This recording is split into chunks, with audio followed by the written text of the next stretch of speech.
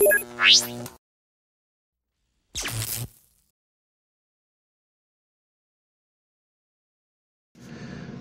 everybody, I am back. So I know it's been a while. This has been a long time coming. This is my review of the Ulefone B-Touch 2. My reviews have been a little bit long-winded the last couple, so I'm just going to wing this one and try and make it a bit quicker. This is a super quick phone, Octacore MediaTek 6752 processor, 3 gigs of RAM, 16 gigs of storage, SD card, decent frequency support in Canada. It covers all the 3G frequencies you need, except if you are a AWS network subscriber, which is just Mobilicity and Wind, and that's also T-Mobile in the States, I believe. And it has a little bit of 4G support here as well, which is kind of nice. The styling on this phone is beautiful. It's really slick. It feels really well built. The phone doesn't really have much flex, which is good. It's got supposedly Gorilla Glass on it. The only issue I have is, and I don't know if you can really see this, let's bring it a bit closer to see, so it'll focus in. If you can see there, I have a crack on my screen going right along there. And this happened in my pocket, and I can honestly say I have never ever had a phone crack the glass just in my pocket. So I don't know what happened. Maybe one of my kids jumped on me funny. If you look around, you'll see there's videos of people cracking nuts with this screen, and it still survives. So maybe it just got some funny twisting action, and that's what caused it to break. I don't know, but that was definitely a bit of a bummer. It also has a nice big battery in it, a 3000 milliamp hour, I believe. I'll just open it back up and have a look. It is, yeah, 3050, and I think this is about maybe a little bit overstated. In my battery test on this phone, which is just running YouTube for non-stop on Wi-Fi, I think I got 5.25 hours of battery life. It doesn't really heat up too badly. The firmware that shipped on it, the original June firmware, was pretty bad. I don't know if they just had some messed up governors in the kernel that weren't shutting down properly. That definitely caused it to heat up quite drastically, even after a tiny bit of gaming. So that's something that you might want to make sure that you upgrade as soon as you get a chance.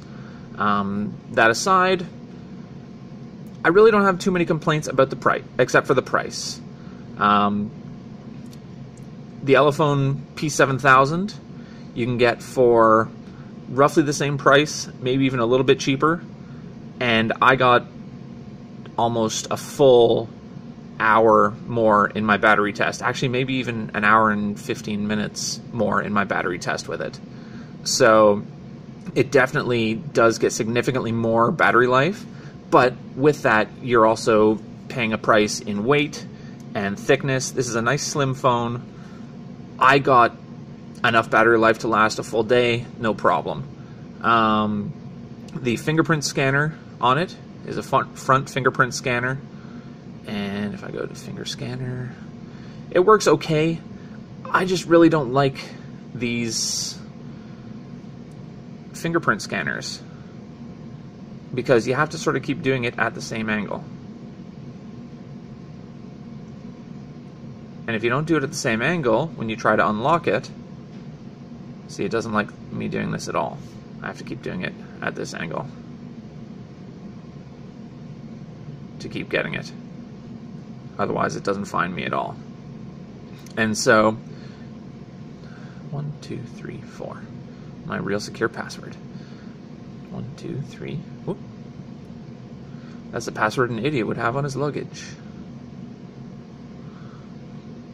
I found that to get it to register, you can usually get it to recognize on the first or second attempt. but I got to the point where really I couldn't care less.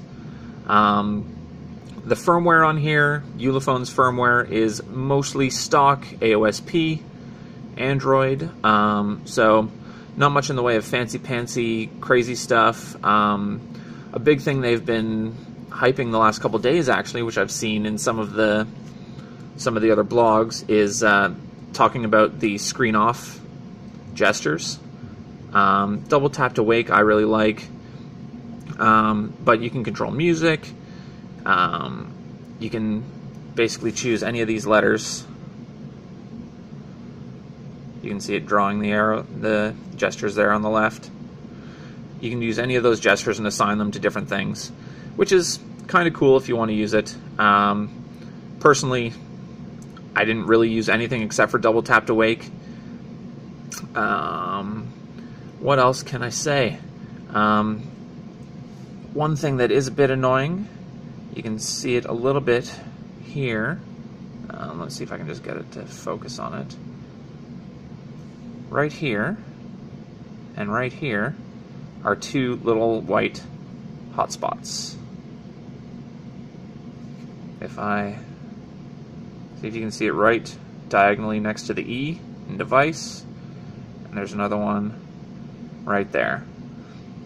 So they don't particularly bother me, but if you're one of these people who says, well, I paid $200 US for my phone, and I'd like it to not have a screen that's quite imperfect in any way, that could be an issue with you. Another thing is the bezel around the screen, which you can see all the way along. When the screen's off, it looks like you've got this great black giant screen, but it's an optical illusion, and it doesn't actually take up the whole space. So I kind of wish that Ulefone had either made this whole area white so that you didn't have to have that bit around there, but that's sort of a nitpicky thing in general. The